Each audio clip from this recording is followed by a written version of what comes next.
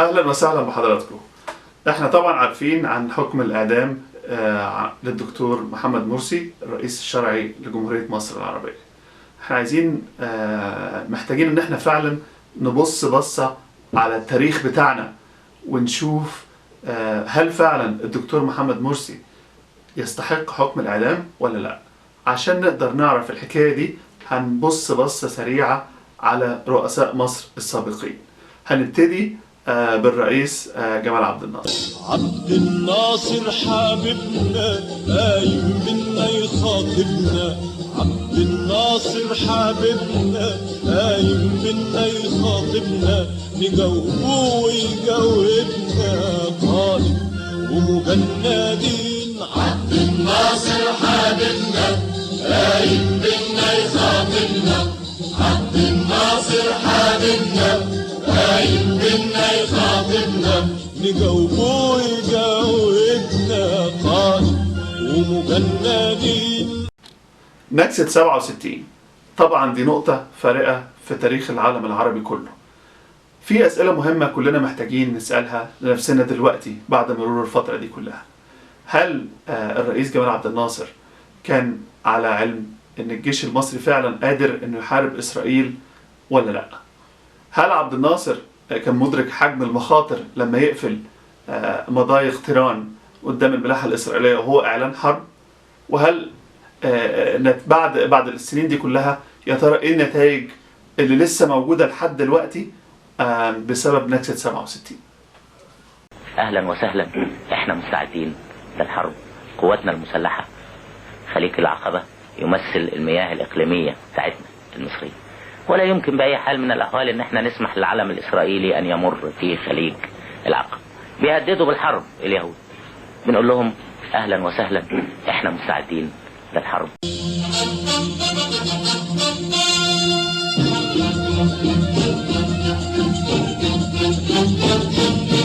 يا أهلا بالمعارك يا مهدي من يشارك، وين الرئيس بذلك ونطلع منصورين. يا أهلا بالمعارك يا مهدي من يشارك، وين الرئيس بذلك ونطلع منصورين. الشعب دق الكعبة تقول كلنا جاهزين، ملايين الشعب دق الكعبة تقول كلنا جاهزين، كلنا جاهزين، كلنا جاهزين. يا أهلا بالمعارك. الصبح بندور على رئيس العمليات بتاع الكتيبة وقائد الكتيبة، ما لقيناهم طفشوا. دورنا على قيادة الفرقة. يعني ايه طفشوا؟ هربوا، خدوا بعضيهم ومشوا. ما عادش ابتدت الناس بقى تجري، دبابات داخل علينا، مفيش حماية، لا حماية جوية ولا حماية أرضية. انتهينا كده، أصبحنا في موقف كأننا في مصيدة فيران، في مصيدة. الدبابة جت اللي أنا مش مركز عليها، وقفت كديمة يا مصري، وقفت. يعني ايه بقى؟ يعني كديمة يعني تعالى. ما هو في اليوم الثالث ده او اليوم الثاني او في بدايه اليوم الثالث حصاد الاسرى بقى. اهلا وسهلا، احنا مستعدين للحرب.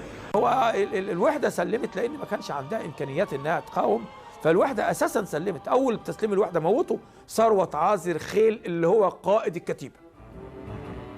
بالنسبه لسريتي بقى، محمد ممدوح عبد الحميد قائد السريه، محمد احمد البطه قائد سريه المدفعيه. وقام اقدم ضابط فينا شايل منديل ابيض ورفعه، قال طب خلاص اوكي، يعني احنا مستسلمين. فابتدوا يجهزوا الرشاشات واتجهوا ناحيه العساكر والصف الضباط عايزين يضربوهم بالنار. عندما سئل إرييه بيرو عمن قتل الأسرى في ممر متلة، قال: أحد الضباط وأنا.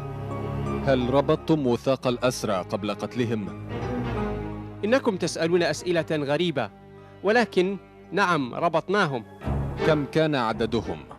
ليس لهم عدد معين، قتلنا مئات. كيف كانوا قبل قتلهم؟ منهم من رقد على بطنه، ومنهم من وقف مذهولا. هل تعتبر ما فعلت جريمة؟ إن قتل المصريين كان واجبا، وإن أي مصري ابن كان يعلم عنا شيئا كان يجب قتله. هل حققوا معكم بعد ذلك؟ لا، لقد أصدروا قرارات ترقية للجنود والضباط جميعهم.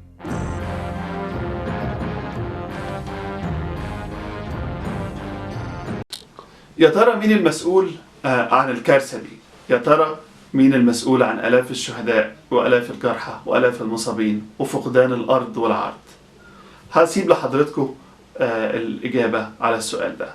عندنا نكسة تانية برضو في عهد عبد الناصر، هي إن الموساد قدر يجند جوز بنت الرئيس جمال عبد الناصر، ودي كانت كارثة أو نكسة استخباراتية توازي نكسة 67. تعالوا نشوف دور الجاسوس أشرف مروان جوز بنت جمال عبد الناصر ودوره في دعم دولة إسرائيل.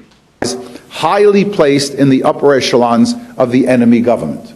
The United States did not have it with Saddam Hussein, and I'm not sure we have it in dealing with Iran. But the Israelis had it in Cairo. The Israelis had a spy that was highly placed. That spy was the son-in-law of Nasser, and he was on the payroll of the Mossad. And he was telling them, war is coming and war is coming soon. The Israelis did not pay much. حاول لما تقابلنا احنا الاثنين انه هو يبعدني عن الموضوع بقدر الامكان، وقال لي انا مستعد ادي لك كل الوثائق الامريكيه الخاصه بكذا وبكذا وبكذا. فقلت له الموضوع اللي انا جاي لك فيه اهم واخطر من ده. من هنا لهنا قال لي كل القصه اللي قالها هارون بيرجمان دي روايه تمثيليه، فيلم بوليسي اثاره من الدرجه الثالثه. قلت له امضي على الكلام ده، فدون ان يدري مضى. كل همي انا هنا كصحفي ان انا اقول، ما استغربش فكره امضي على الكلام. ما هو اللي حصل ده انا بكلمك على، انا بختصر لك مفاوضات 8 ساعات طويله يعني. طيب. يعني عارفه ازاي؟ قلت له انا هنشر ويستحسن انك انت ترد. فرد هذا الرد. راحت الاهرام العربي، محرره مقيمه في الاهرام هي خلود الجمل، راحت قابلت هارون بيرجمان وخدت اللي انا كتبته على اشرف مروان وراحت قالت لها طيب انا ما قلتش اسمه، بس انا عايز اقول لك بقى حاجه، هو اشرف مروان. بل اكتر من كده، انه في اكتوبر التالي من نفس العام هيكون بمناسبه 30 سنه على حرب اكتوبر ستنشر وثائق تثبت ان اشرف مروان كان جاسوسا لاسرائيل. In the annals of spies for Israel, where does Marwan rank? He was the best. He was the best. At the time, Aharon Levron was one of Israel's highest-ranking intelligence officers, one of only a select few with access to the information that Marwan provided. It was a bonanza. It was a masterpiece of information. Like having somebody in the bed of the ruler. Actually, Marwan was in the bed of the ruler's daughter. He was the son-in-law of Egyptian President Gamal Abdel Nasser and Nasser's liaison to the Egyptian intelligence service. Finally provided that confirmation at a late-night meeting in London with the head of Mossad, just 12 hours before the fighting began. The Syrians and the Egyptians would attack on two fronts, he said, at 6 p.m. the following day, the holiest day of the Jewish year. The Israelis were totally unprepared. Most of their soldiers were already home with their families. But General Farkash doesn't blame Marwan. He's convinced that the plans were so secret, Marwan didn't find out until the last minute.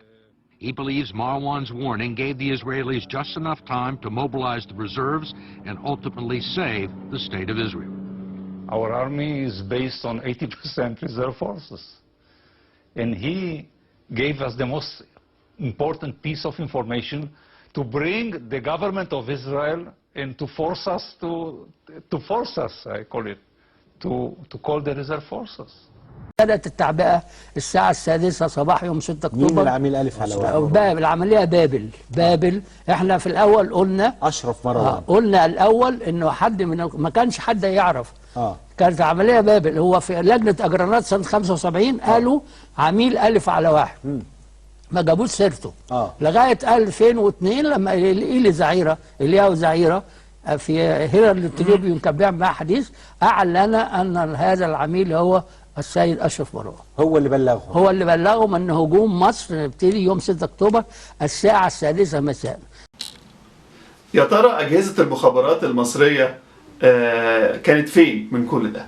وأشرف مروان قاعد يجمع معلومات في عهد الرئيس عبد الناصر، لدرجة أنه كمان كان سكرتير المعلومات للرئيس السادات، وأمد إسرائيل بمعلومات مهمة جدا كانت هتتسبب في فشل حرب أكتوبر.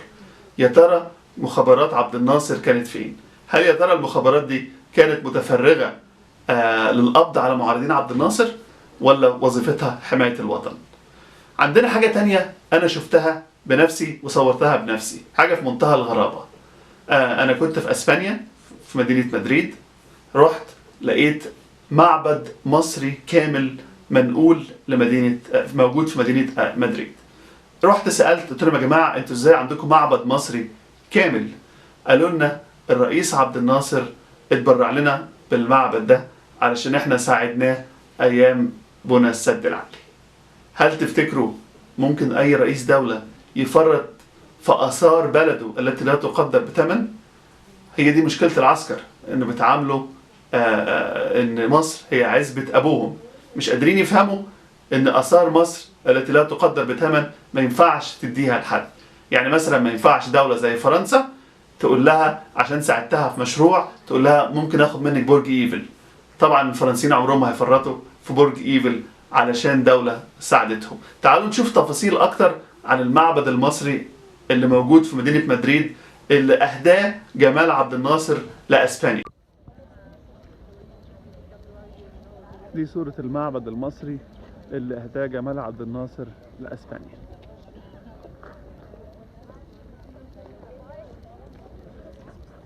طبعا العسكر بيوزعوا في ثروة مصر كأنها عزبة أبوهم. مش عارف ازاي جمال عبد الناصر كان من حقه انه يفرط في ثروة مصر ويفرط في معبد كامل مصري بالمنظر ده. ادي المعبد الكامل. ادي صورة اوضح للمعبد اللي فرط فيه جمال عبد الناصر لاسبانيا. هو حاليا موجود في وسط مدينة مدريد باسبانيا. معبد مصري كامل اتنقل لاسبانيا والاف السياح كل سنة بيجوا يتفرجوا عليه.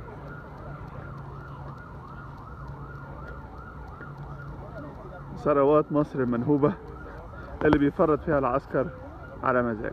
شكرا لحضرتك. قلت برضو ادخل على الانترنت لمعلومات اكتر عشان اتأكد على موضوع المعبد.